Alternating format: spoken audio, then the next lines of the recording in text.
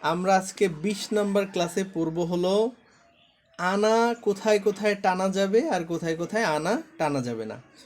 সাধারণভাবে দেখলে আমরা দেখি আনা এটার ভেতরে মধ্যে তবাই হইছে, সুতরাং একালিফ টেনে পড়া উচিত।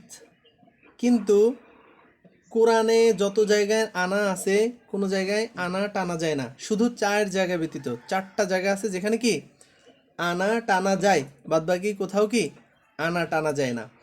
এই 4টা আমাদের মুখস্থ করে নিলে আর ঝামেলা নাই। ভালো করে মনে রাখবেন, এই নিয়মটা শুধু কোরআনের জন্য, হ্যাঁ, বাহিরের কোথাওর জন্য না। কোরআনের মধ্যে মোট 4 জায়গায় আছে আনা টানা যায় আর বাদবাকি কোথাও টানা যায় না। কোথায় কোথায় টানা যায় সেটা আমরা বলবো, কিন্তু একটা কবিতা আগে মুখস্থ করেন। 4 আনা ব্যতীত বাকি সব আনা টানা মানা। 4 আনা ছাড়া সব আনা টানা মানা। বলেন, 4 আনা ছাড়া সব আনা টানা মানা।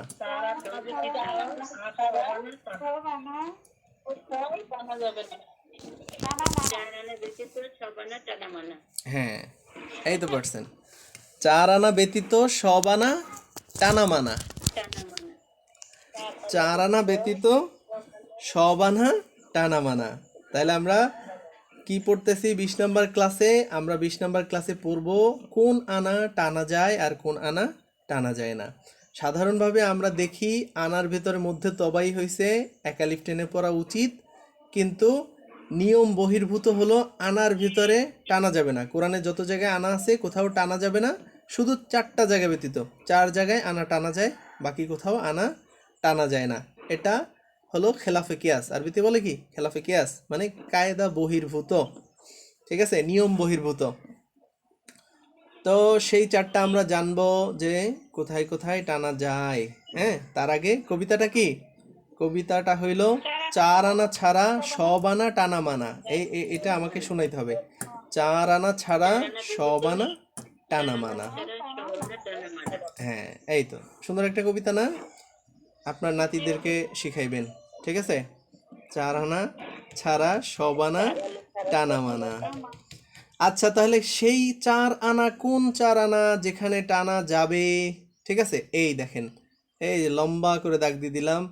ওই যে দেখেন, আনা বা, আনা বা, ঠিক আছে, আনা বা। এরপরে দ্বিতীয়টা, এই যে দেখেন দাগ দাগ দেয়া, আনা আবু, আনা 3 নাম্বার আনা মিলা। তারপর 4 নাম্বার আনা সিয়া, আনা সিয়া। বুঝছেন? কোরআনের মোট এই 4টা জায়গায় আনা টানা যায়, বুঝছেন? আর কোথাও কি আনায় মধ্যে তবাই থাকলেও কি টানা যাবে না। এই কথা বোঝেন নাই কে?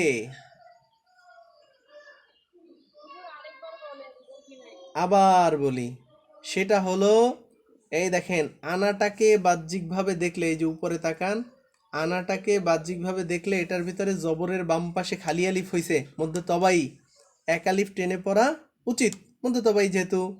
কিন্তু কোরআনে যত জায়গায় আনা আছে এই আনায় টানা যাবে না।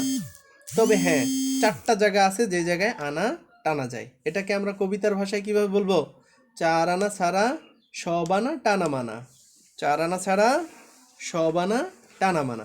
এখন কোন 4 আনায় টানা যায়? সেই 4 আনা হলো 4 আনা, আনা 4 জায়গা, ওইটারে 4 আনা বলতেছি, ঠিক আছে? তাহলে আনা বা, এই যে 1 নম্বর আনা, আনা বা, আনা আবু, আনা মিলা, আনা সিয়া। কালকে এরকম মুখস্থ করে আমাকে শোনাবেন, আনা বা, আনা আবু, আনা মিলা, আনা সিয়া। ঠিক আছে? ঠিক আছে, এই এতটুকুই পড়া আজকে, নতুন কোনো পড়া নাই। বুঝতে পারলেন? সহজ না? কি বলবেন? 4 আনা ব্যতীত সব আনা টানা মানা। 4 আনা ছাড়া সব আনা টানা মানা। কোন 4 আনায় টানা যাবে? আনা বা, আনা বু, আনা মিলা, আনা সিয়া। ঠিক আছে? এই তো হয়ে গেল পড়া। বুঝছেন? এইটা বুঝেন না এমন কেউ আছেন? বুঝেন নাই কেউ আছেন? না, তাহলে ক্লাস শেষ, পড়াশোনা শেষ হয়ে গেছে।